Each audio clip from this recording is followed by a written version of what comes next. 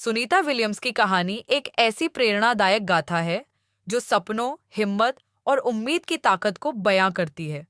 भारतीय मूल के इस अमेरिकी अंतरिक्ष यात्री ने न सिर्फ अंतरिक्ष की ऊंचाइयों को छुआ, बल्कि अपने जज्बे से दुनिया को दिखा दिया कि अगर दिल में ठान लिया जाए तो कोई भी मंजिल दूर नहीं।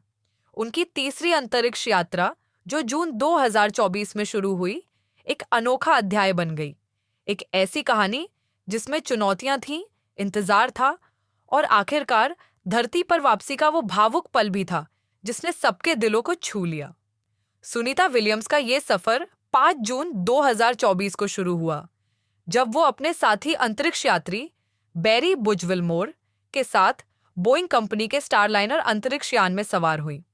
ये यान नासा के लिए एक टेस्ट मिशन का हिस्सा था, बोइंग का पहला मानवयुक्त अंतरिक्ष यान, जिसे अंतर्राष्ट्रीय अंतरिक्ष स्टेशन ISS तक पहुंचना था।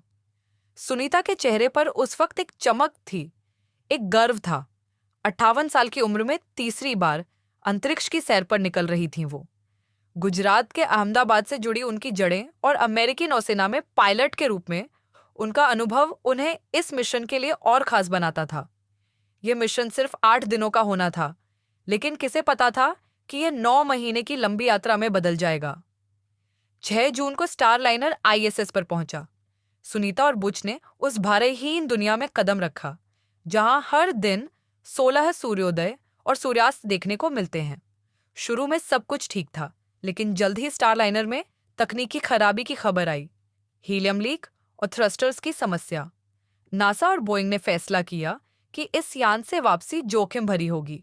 सुनीता और बुच अंतरिक्ष में फंस गए। ये खबर सुनकर उनके परिवार, दोस्तों और दुनिया भर में उनके चाहने वालों के दिलों में बेचैनी छा गई।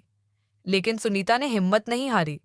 अंतरिक्ष स्टेशन से उन्होंने दिवाली की शुभकामनाएं दीं, अपनी सांस्कृतिक जड़ों को याद किया और पृथ्वी को 260 मील ऊपर से निहारते हुए उम्मीद का संदेश दिया।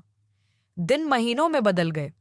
सुनीता का वजन कम होने की खबरें आईं, उनकी तस्वीरों में दुबलापन दिखा और नासा के डॉक्टर चिंतित हो उठे। लेकिन उनकी हंसी, उनकी ताकत कम नहीं हुई। वो हर दिन व्यायाम करती, उच्च कैलोरी भोजन लेती और अपने साथियों के साथ हंसी मजाक करती। अंतरिक्ष में वो अकेली नहीं थीं, उनके साथ थी उनकी अटूट इच्छा शक्ति। नासा ने आखिरकार फैसला किया कि स्टारलाइनर को बिना क्रू के वापस भेजा जाए और सुनीता बूच की वापसी के लिए स्पेसएक्स की मदद ली जाए। एलन मस्क की कंपनी स्पेसएक्स का ड्रैगन अंतरिक्ष यान उनकी उम्मीद की किरण बना। 18 मार्च 2025 को वो पल आया जिसका सबको इंतजार था।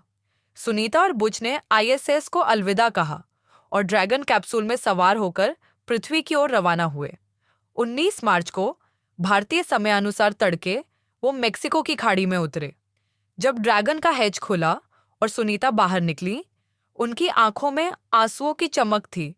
9 महीने बाद वो फिर धरती की मिट्टी पर थीं। हवा की ताजगी, गुरुत्वाकर्षण का एहसास और अपने प्रियजनों से मिलने की बेकरारी, ये सब उनके चेहरे पर साफ झलक रहा था। हालांकि लंबे समय तक माइक्रोग्रेविटी में रहने के बाद उनका शरीर कमजोर था। उन्हें स्ट्रेचर पर ले जाया गया, लेकिन उनकी मुस्कान बता रही थी कि वो कितनी खुश थीं। सुनीता विलियम्स की ये यात्रा सिर्फ अंतरिक्ष की नहीं, बल्कि इंसानी हौसले की कहानी है। बोइंग के स्टारलाइनर ने उन्हें अंतरिक्ष तक पहुंचाया, लेकिन स्पेसएक्स का ड्रैगन उन्हें घर लाया। और इस सफर में वो हर उस इंसान के लिए मिसाल बन गई जो मुश्किलों में भी उम्मीद नहीं छोड़ता।